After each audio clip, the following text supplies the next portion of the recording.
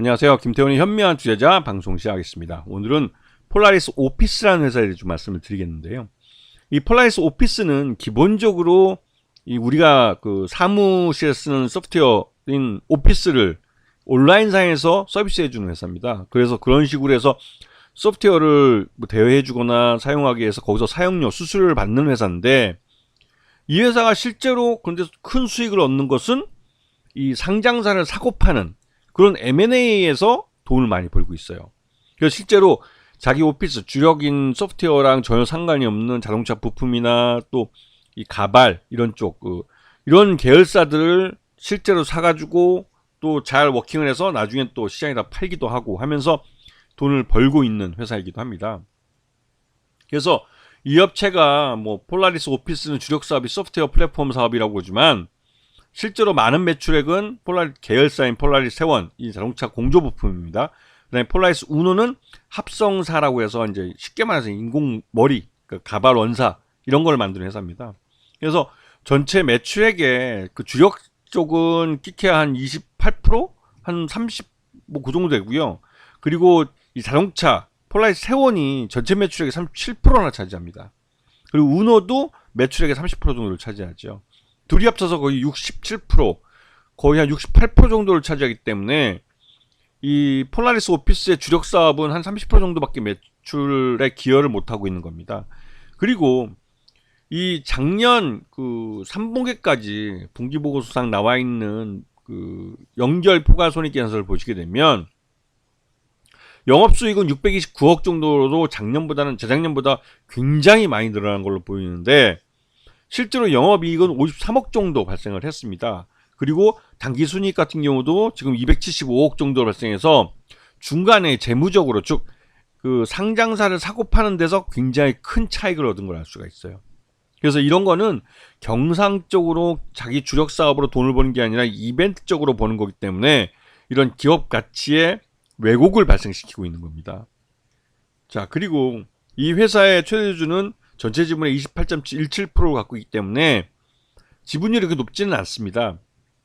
하지만 지금 작년에 M&A를 통해서 굉장히 큰 돈을 벌었기 때문에 언제든지 자사주 취득과 소각을 할 수 있는 회사이기도 하죠.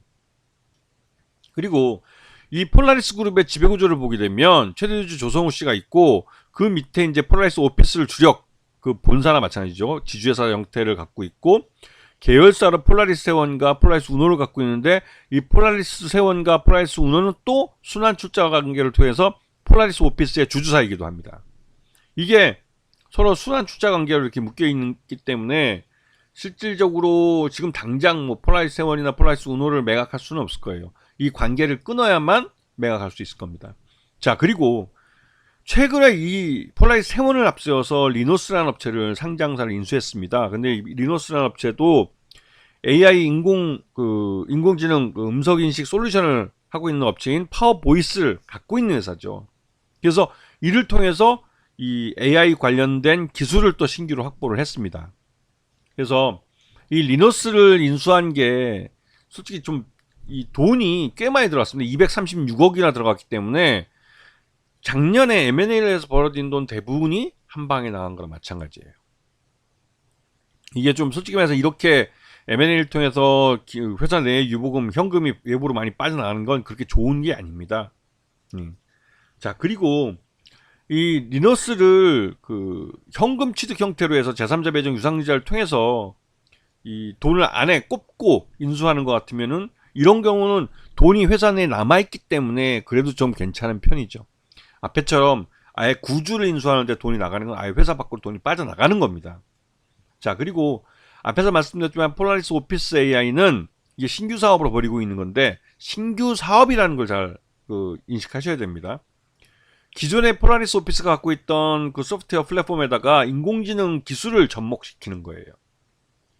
그래서 이게 마이크로소프트나 구글 같은 미국의 빅테크들은 이제 지금 여기도 이제 시작한 거고, 폴라리스 오피스 AI도 이 시작한 시기는 그렇게 큰 차이는 없습니다. 하지만 기술적으로는 큰 차이가 있겠죠.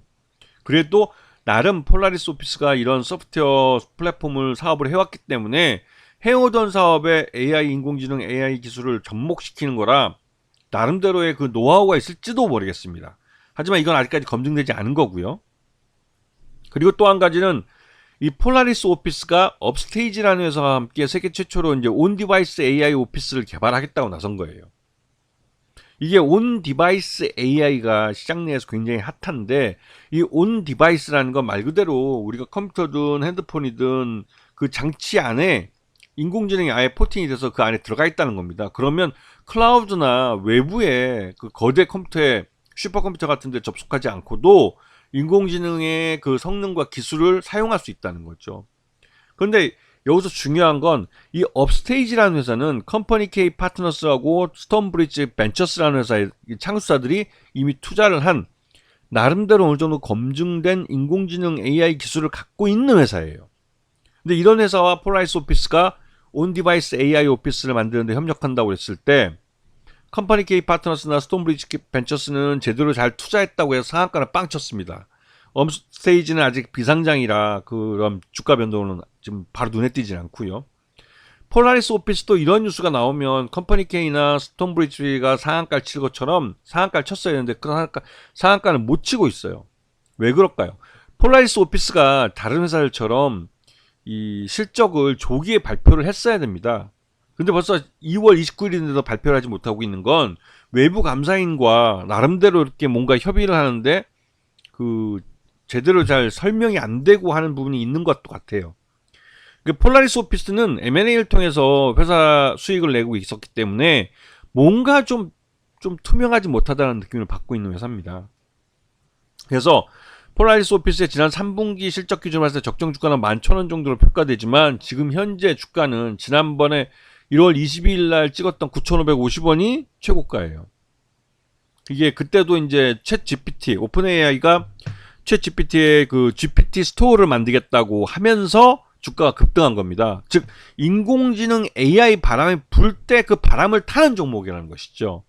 그래서 이 폴라리스 오피스는 앞에서 언급했던 이 컴퍼니 K 파트너스나 스톤브리지 벤처스처럼 아예 그냥 벤처 캐피탈 역할을 하는 게 아니라, 폴라리스 오피스는 이 자기네 이 소프트웨어 플랫폼이라는 것을 주력사로 갖고 있지만 M&A를 통해서 이 회사가 수익을 주로 많이 얻고 있는 회사고, 또 그러다 보니 지금 현재 이 인공지능 온 디바이스 AI 오피스라는 것을 개발한다고 했을 때 이 개발 주체가 폴라리스 오피스가 되면서 또 이 그 업스테이지의 기술을 갖고 인공지능 기술과 접목시키는 것이기 때문에 폴라리스 오피스의 주가 상승은 제한되고 있는 모습이죠.